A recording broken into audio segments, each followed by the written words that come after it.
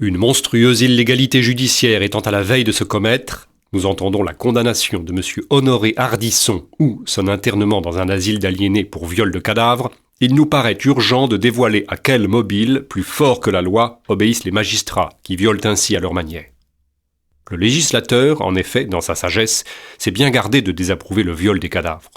Il ne l'a prévu par aucun article du Code, ce qui équivaut, comme on sait, selon l'esprit du Code, à l'encourager. En ceci, le législateur se montre d'accord, comme en tout, avec la conscience du citoyen vertueux, dont il ne fait qu'enregistrer et préciser les élans. Toutefois, la plupart des contribuables n'ont coutume de pratiquer ce viol de cadavre que sous une forme superficielle, encore qu'ostentatoire. À chaque occasion qui s'est présentée d'avoir à leur disposition, sur un lit, un cadavre, femme, époux, mère ou enfant, ils se sont fait un devoir de déposer, selon la formule consacrée, un dernier baiser sur le front glacé du mort. Mais on doit déplorer que bien peu d'entre eux aient eu le courage de pousser plus loin leurs hommages posthumes, si légitimes pourtant dans le cas de la perte, par exemple, d'un époux ou d'une épouse. Cette sécheresse de cœur et ce manque de démonstration subie s'excusent à peine par l'horreur de ce qui ne vit plus, laquelle n'était à l'origine que la répugnance pour la chair morte acquise au cours des siècles par l'animal humain avec l'habitude des aliments cuits. La cuisson interviendra-t-elle dans quelques 1000 ans, même en amour ?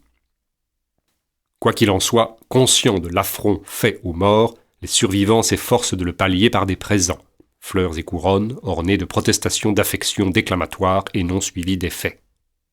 Il n'est pas étonnant que M. Hardisson, au cours de sa carrière de fossoyeur, ait été révolté par ces inscriptions fallacieuses et se soit décidé à donner l'exemple qu'eût dû offrir tout honnête homme en prouvant son amour de l'humanité morte par des expansions plus indéniables. L'usage de forniquer avec les morts a toujours été considéré comme au plus haut degré saint et moral, sans rappeler la coutume de certains peuples qui enterrent l'époux vivant avec son conjoint décédé. Remarquons-en un vestige dans notre usage qu'une personne veuve ne se remarie point avant quelque délai. Or, ce délai n'a aucune signification, à moins qu'il ne soit consacré à des rapports sexuels d'outre-tombe. Il fut sans doute primitivement mesuré sur le temps qui précède la décomposition du cadavre.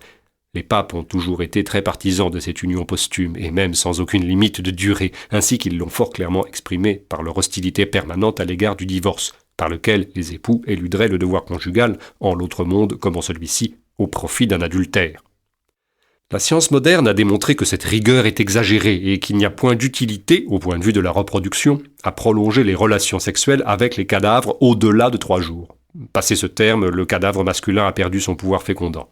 Dans la pratique, la médecine légale restreint encore ce délai et c'est dans les 48 heures que la personne défunte est arrachée aux bras des siens. La copulation posthume étant une chose si excellente, comment les magistrats ont-ils été amenés à affecter de considérer M. Hardisson comme un criminel ou un fou, empêchant ainsi d'autres honnêtes gens de suivre son exemple ? Pour 2 raisons. La première, c'est que le viol des morts est, par quelque aberration capricieuse du code militaire, un cas d'exemption de service. Nous convenons que notre patriotisme serait troublé à l'idée de voir un nombre, peut-être par malheur trop grand, de conscrits préférer quelques instants passés dans un cimetière à 3 années de caserne. Il serait à craindre que les industriels vendeurs de rubans tricolores substituent à leur commerce celui, plus lucratif, de fabricateurs de jeunes mortes ou entremetteurs funèbres. Aussi, l'autorité militaire s'est-elle émue et a-t-elle exercé une pression occulte sur les juges de M. Hardisson. Deuxième raison, une surexcitation non moins vive s'est manifestée parmi les jeunes filles à marier, légitimement jalouses. Cette dernière information est cependant démentie par M. Hardisson lui-même en ces termes. « Je ne pouvais pas avoir de jeunes filles vivantes, et c'est pour cela que j'ai été obligé de prendre des mortes. » Nous ne croyons pas que M. Hardisson se soit exprimé ici avec sa véracité coutumière. Le dessein de M. Hardisson n'a pu être autrefois comme maintenant que de faire, en tout, plaisir au juge. Si le juge est, en effet, du même avis que le Code, comme se le figurait en sa candeur M. Hardisson, il doit préférer, à moins d'une duplicité que nous n'osons supposer, le viol des mortes, autorisé par la loi, à celui des vivantes, explicitement défendu si l'on est muni de permis ou contrat. En outre, M. Hardisson aimait emporter chez lui la tête coupée des jeunes filles, comme l'a dit admirablement un écrivain, pour son dessert d'amour. Il fallait que la jeune fille fût déjà morte, sinon il aurait dû gâter ses douces effusions en les précédant d'un acte de violence. Oui, M. Hardisson s'efforce en tout de complaire au juge. Mais que veut le juge ? Ses exigences sont bien vagues et incohérentes, et éminemment propres à ébranler l'esprit de tout honnête homme, y compris celui de M. Hardisson. Ainsi, le juge aura atteint le but clandestinement poursuivi, la folie et l'internement de ce vertueux citoyen.